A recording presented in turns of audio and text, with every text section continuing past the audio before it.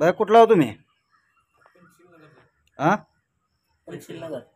आणि ही हरण कसं काय आलं पंचशील नगरला? कुत्री पाठीमागे लागली. कुत्री पाठीमागे लागली होती होय. आणि ह्या तोंडाला ही काय लागले का गाडीची धडक बसली का ह्याला? हां. खाली पडल्यानंतर आम्ही पकडले. काय कुत्री पाठीमागे लागल्यानंतर कुत्री चावताना खाली पडलं.